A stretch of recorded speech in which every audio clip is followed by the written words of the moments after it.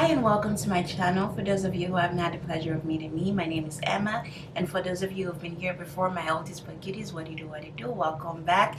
I'm glad to have you all here today. Join me as I start my new and very exciting series, and the concept of the series is I'm going to be psychoanalyzing the women of the Bible. We might eventually get to the men, but I'm just going to start with the women of the Bible because I am a woman and I understand the psychology of women better than I understand the psychology of men. You know, men can't live with them, can't live without them, right?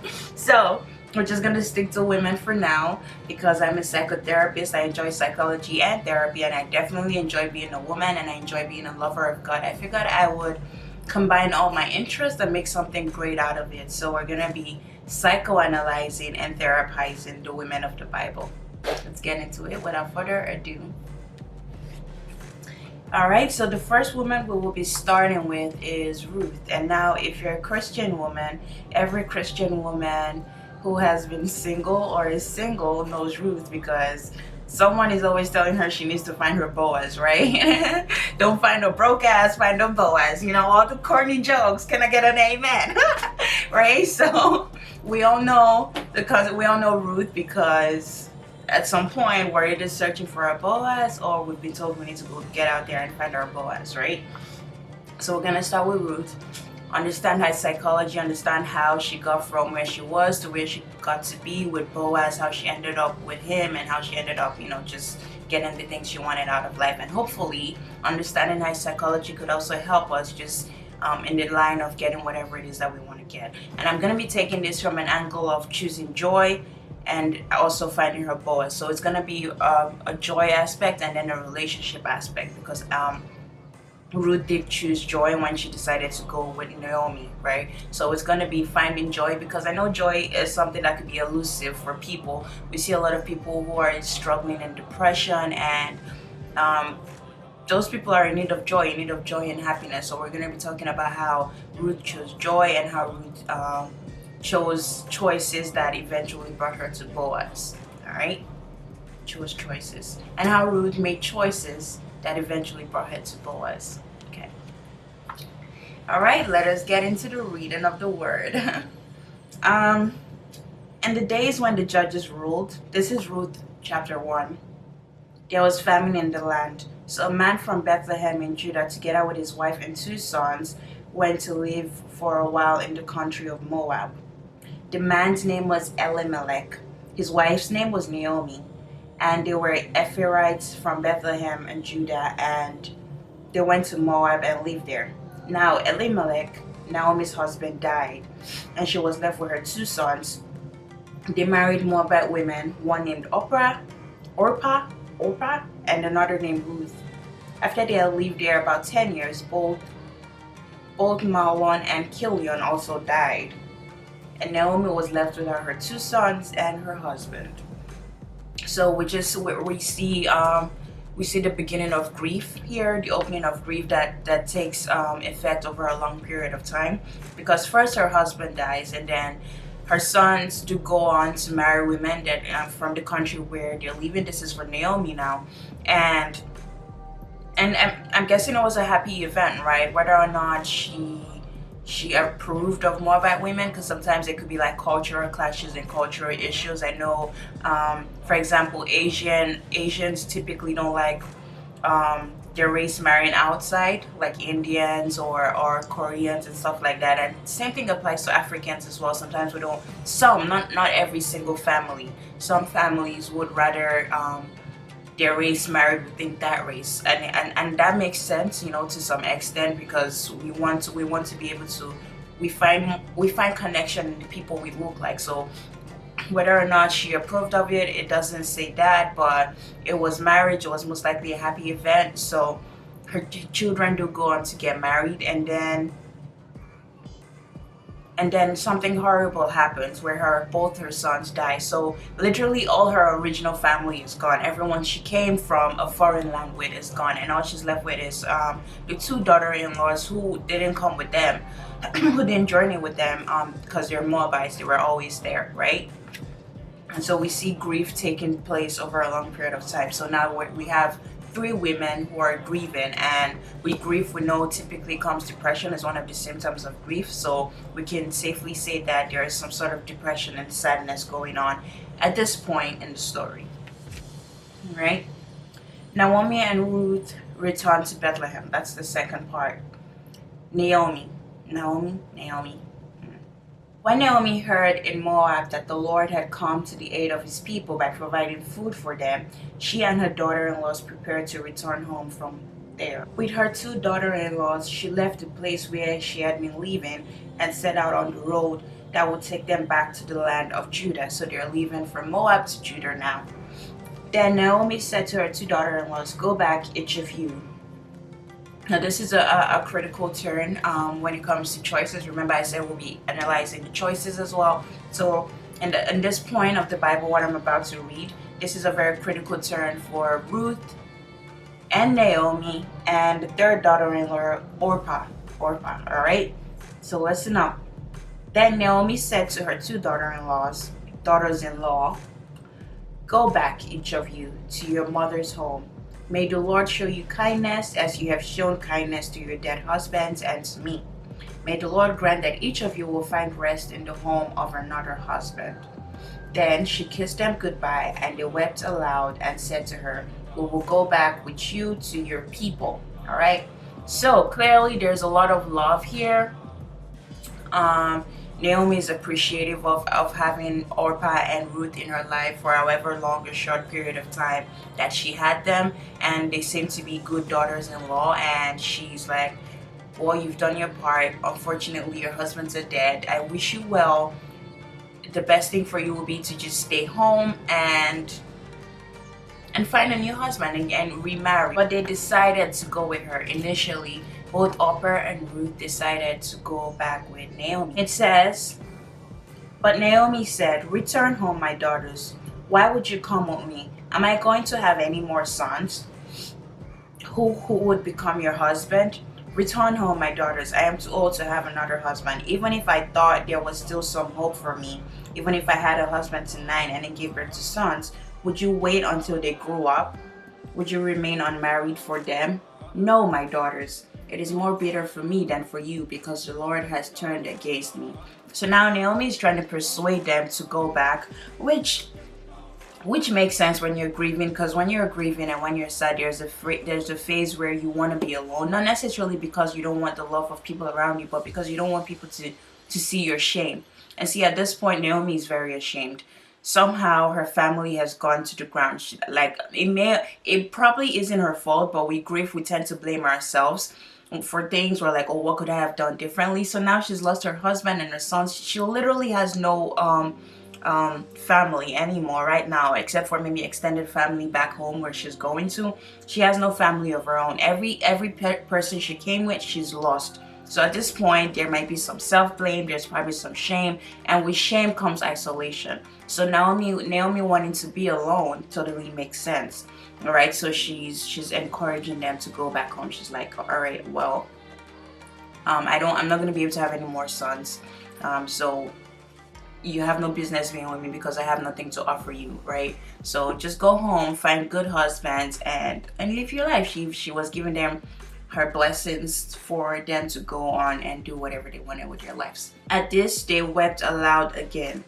Then Orpah kissed her mother-in-law goodbye, but Ruth clung to her. So at this, they wept aloud again, and meaning, as with grief, they've been crying for a long time. So Naomi just bringing up the fact that she can't have any more sons and she can't have any more husbands, just like reopen the wound. And that happens a lot with grief. You find yourself crying for some time, and then it's like you have this phase where you still feel the hurt, where you're normal, and then just any little thing someone else says or any little thing that happens that even remotely reminds you of that person just opens the wound again, and you start crying again. So you see there's a lot of tears and a lot of grieving going on in this scene right now. And so Orpah kissed her mother-in-law goodbye, and Ruth clung to her. So for Orpah and Ruth, there wasn't necessarily a good or bad decision. There was just divine decisions, which I definitely believe in. So we don't hear from Oprah again. Oprah goes home to be with the Moabites, and Ruth is clinging at this point to Naomi. Look, said Naomi, your sister-in-law is going back to her people and her gods. Go back with her, right? But Ruth said, don't urge me to leave you or to turn my back from you. Where you go, I will go. Where you stay, I will stay. Your people will be my people, and your God, my God. All right, so from this story, there isn't necessarily a wrong or right choice for Oprah and Ruth, because going was good. They could have gone back home, or they could have stayed with Naomi. This isn't a matter of right or wrong. It's just a matter of divine decision making. So in the case of Oprah, she went back home, which is the easier choice, honestly. You haven't, imagine they haven't gone far in the journey. It's just easier to turn back home right now than it is to keep going. And we may recognize this in our lives sometimes, where it's like we start a journey. Maybe we started with God, we started for our business, or we started a journey, and it's like you look at the road, you look at where you've come from, and you look at how far you have to go, and it feels easier to just turn back right now, right? It's like, okay, I know I've come this far, but this is getting more difficult. I really don't want to be here. I don't want to do this right now, and it feels easier to turn back, right? And so we could say, even though it wasn't a matter of right or wrong, Oprah definitely made the easier choice to go back home, and Ruth made the more difficult decision to stay on the journey and to stay with Naomi, who was grieving and who was sad, and to go to a land with people she doesn't know, and in a situation where she doesn't even know if she'll find a husband, right?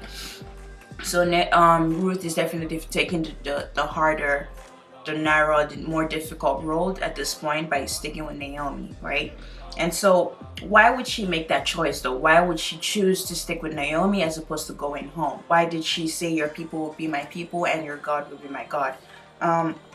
Because that's not a decision you make lightly. You don't just decide to worship someone else's God and to make someone else's people who you haven't met yet your people, unless you have observed something about them that made you decide, yeah, if this is what her people are like, and if this is the God she represents, then I want that. So there was a grace on Naomi. There was a character trait about Naomi. There was something about Naomi that made Ruth decide, yeah, this is the way I want to go. Okay, that was Naomi's biological mom, who was a mother-in-law, but they spent enough time together for Ruth to observe Naomi and see that there's something about Naomi that she wants in her life, right? So Naomi either was very godly in the way she conducted herself, because the Bible teaches us to be examples to other people in the way we conduct ourselves, and the way we talk, and the way in our mannerisms and things like that. So I'm guessing Naomi was a good role model and woman figure in Ruth's life, to the point where Ruth didn't want to leave, and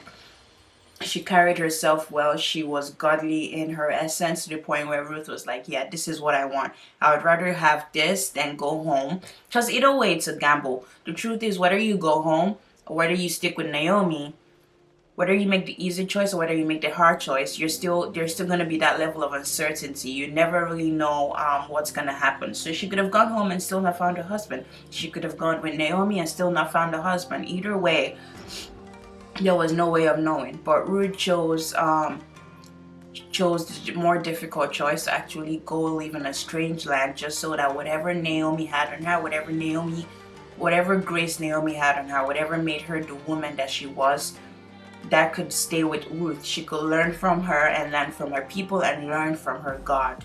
So the point is, Naomi was a good representation of godliness. She represented God enough for Ruth to decide to stick with her God.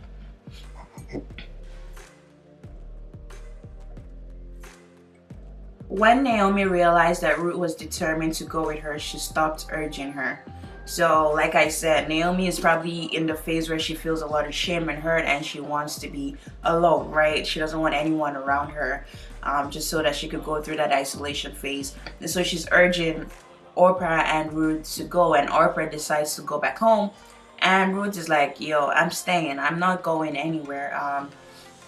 So you might as well just get rid of that idea. And Naomi realizes, well, I'm not gonna keep this girl at her game. I might as well just let her come along for the ride. All right, so Naomi decides to stop urging her to go. So the women went on until they came to Bethlehem. When they arrived in Bethlehem, the whole town was stirred up because of them, and the women exclaimed, "Can this be Naomi?" So this verse just makes me so happy because for all Naomi has been through recently, she's met with a lot of love. When she gets back home, it's like, is this Naomi? You don't have to, it's like, Naomi, is that you? Homegirl, is that you right there? Right? And so it's like, even in your saddest point, if you're met with love, or like from your town, it's like, yo, yeah, I'm back. It's me, I'm back, right? Just for a brief moment, there had to be like a little happiness going on there. So I'm very glad. And then in just that little piece, we see the importance of having relationships with good people in your life, because it's like when you're down, it's these people who make you feel good just in the way they accept you, and in the way they talk about you, and in the way they cheer you on to keep going. So we see the importance of relationship there. So the whole town was stirred up because of them. That is great, honestly. I've never stirred up a whole town. I hope to one day. But I travel so much, it's like I'm not even in one place enough to know enough people for me to stir up a town. But I digress. All right. And she says, "Don't call me Naomi," she told them. "Call me Mara, because the Almighty God has made my life very bitter." Oh, well, she's sad. She's talking about, grieving her loss because she's lost literally everyone that was in her life. And so she's like, "Don't call me Naomi, call me Mara." Naomi means pleasant one, above all, and beauty. Now let's see what Mara means. Thank God for Google every day. And Mara means bitter. Okay, so it's clear. So Naomi is saying, "Don't call me Naomi, call me Mara, because my life is bitter." Mara means bitter, Naomi means beauty, above all, and all the good stuff, right? So she's saying, I do not deserve that name right now. And in those days, names were very important. Even now, names are super important. That's why I'm called Emmanuela, God with us, because God is always with me wherever I go. "I went away full, but the Lord has brought me back empty. Why call me Naomi? The Lord has afflicted me. The Almighty has brought misfortune upon me." So Naomi returned from Moab, accompanied by Ruth the Moabite, her daughter-in-law, arriving in Bethlehem as the barley harvest was beginning. So they arrived at a time where the barley harvest was starting. And that is the end of chapter 1. And we will go into chapter 2 in our next session. Right. So right now, so far, all we know is that Ruth has made the difficult choice to stick with Naomi because she sees something about Naomi that she really loves, that she loves enough to even decide to follow Naomi's God and to leave it with Naomi's people. All right, so we see the choices that she made, and then we hear from Oprah the last time, because Oprah decides to go back home. And we said it's not necessarily a good or a bad choice. It's just one is easier and one is harder. It's harder to go back. It's easier to go back. It's harder to go forward. But Ruth chose to keep going forward with Naomi. And we'll see how her choices affected her in the coming chapters.